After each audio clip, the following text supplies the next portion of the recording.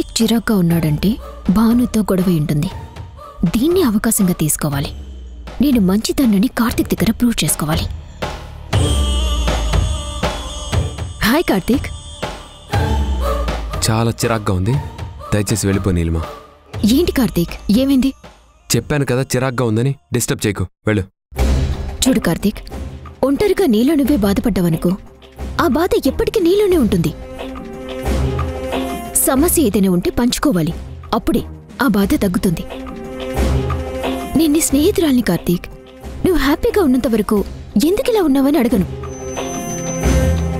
కానీ నువ్వు బాధపడితే మాత్రం ఎందుకో తెలుసుకోకుండా ఉండను. ఏం లేదులే నీలిమా, భానుతో ఏదో చిన్న డిస్కషన్. నాకు తెలుసు కార్తీక్, నువ్విలా ఉన్నప్పుడే అనుకున్నాను అక్కడ ఇలాంటిదేదో జరుగుంటుందని. అందుకే కదా నేనొచ్చింది.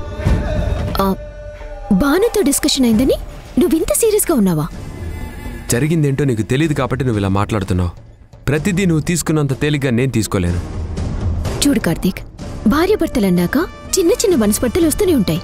అవి నీ గదిలోనే వదిలేయాలి. మీరిద్దరే సర్దుకుపోవాలి. భానుకి కోపం వచ్చిందనుకో నువ్వు తగ్గు, భాను చిరాగా ఉందనుకో నువ్వు నవ్వించు. ఫైనల్గా మీరిద్దరూ హ్యాపీగా ఉండటమే నాకు కావాల్సింది. అంతేకాని నువ్వు బాధపడితే పాపం భాను కూడా బాధపడుతుంది. మీరిద్దరూ బాధపడితే ఇంట్లో అందరూ బాధపడతారు.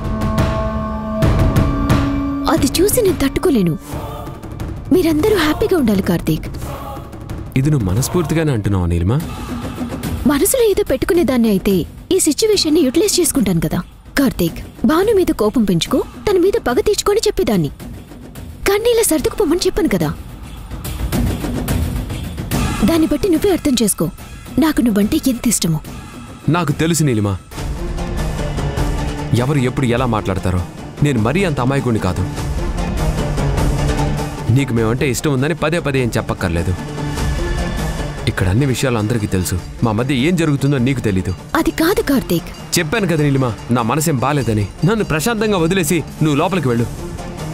ప్లీజ్ కార్తీక్, నువ్వు ఇలా ఇబ్బంది పడుతుంటే చూడలేక అడిగాను, అంతేకాని నేను ఇబ్బంది పెట్టాలని కాదు. భాను నేనేమైనా అంటే నాకు చెప్పు, నేను వెళ్ళి భానుతో మాట్లాడతాను. నేను తనేమైనా బాధపడితే చెప్పు, ఎందుకు బాధపడుతున్నావని అడుగుతాను. లేదు భాను ఏ బాధపడుతుందో చెప్పు, ఎందుకు బాధపడుతుందో తెలుసుకుంటాను. అంతేకాని నువ్విలా ఒంటరిగా ఉంటే మాత్రం నేను చూస్తూ వదిలేలేను. నువ్వు నన్ను తిట్టుకున్నా పర్వాలేదు, మీ సంతోషమే నాకు ముఖ్యం. నువ్వు చెప్పడం అయిపోయిందా? ఇది భార్యాభర్తల మధ్య విషయం, వేరే వాళ్ళ జోక్యం అనవసరం. ప్లీజ్. భాను మీద నీకంత తొందరగా మనసు విరుగుదని నాకు తెలుసు కార్తీక్. కాని విరిచే వరకు నేను నిద్రపోను.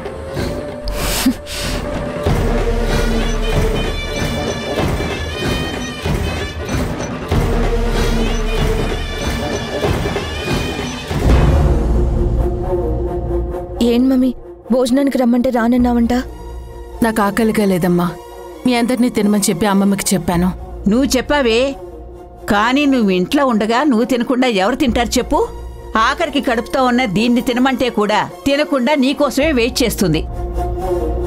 దేనికి అలిగేవో తెలియడం లేదు. అయినా అన్నం మీద అలకేంటే?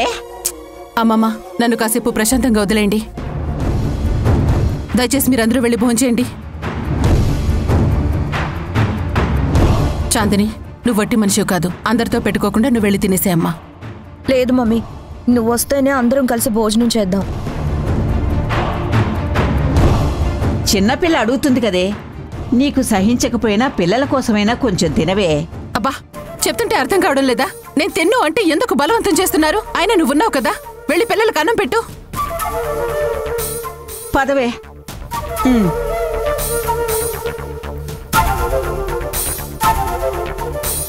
ఏమైందమ్మా, మీ మమ్మీ ఎందుకు అలా అరుస్తుంది?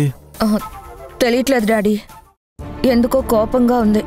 భోజనం చేద్దాం రా అన్నా రాను అంటుంది. అడిగితే బామ్మ మీద నా మీద సీరియస్ అవుతుంది. అత్తే భోంచేయనంటున్నారా? ఎందుకు? అదే వదినా తెలీదు అంటున్నాను. కావాలంటే ఒకసారి నువ్వే వెళ్ళి మాట్లాడు. సరే, అడుగుదాం పదండి.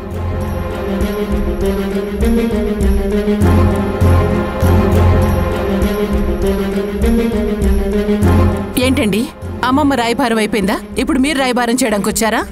అది కాదు ఊర్మిళ, ఎందుకలా ఉన్నావు? ఎందుకిలా ప్రవర్తిస్తున్నావు? నువ్వు వచ్చిన తర్వాత భోజనం చేద్దామని అందరూ అన్నారు. అందులో తప్పే ఉంది?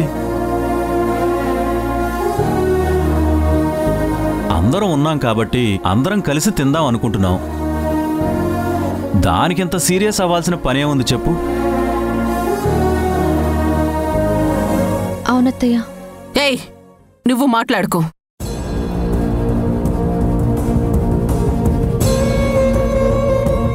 ఈరోజు నేను మాట్లాడాల్సింది చాలా ఉంది. మీ నాన్న కోసం కూడా ఎదురు చూస్తున్నాను. అన్నయ్య వస్తే అందరి సమక్షంలోనే నేను మాట్లాడాలి.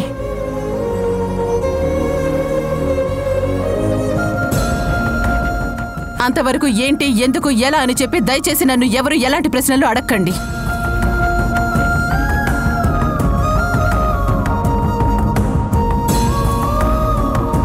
చూడు చాందిని, నాకు నీ మీద కోపం లేదమ్మా, కానీ నా మనసు ఆందోళనగా ఉంది. నోటికి అన్నం మెతుకు వెళ్ళదు. దయచేసి అర్థం చేసుకో.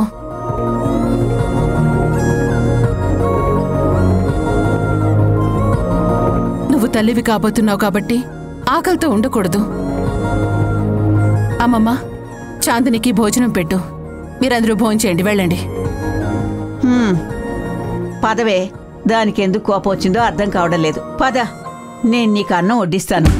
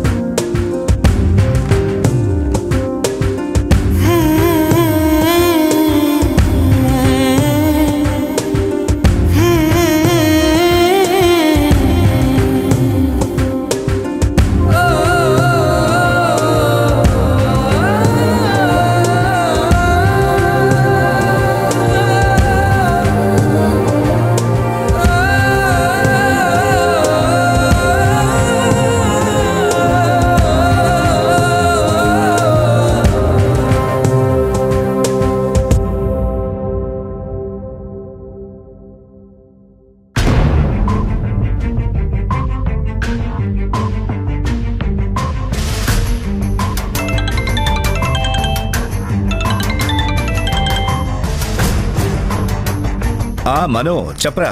అరే వాసు, నువ్వు వెంటనే ఇంటికి రావాలరా. ఏమైందిరా? తెలీదురా.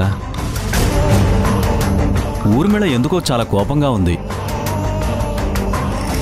ఏమడిగినా చెప్పడం లేదు, కానీ ఎందుకో బాధపడుతుందిరా.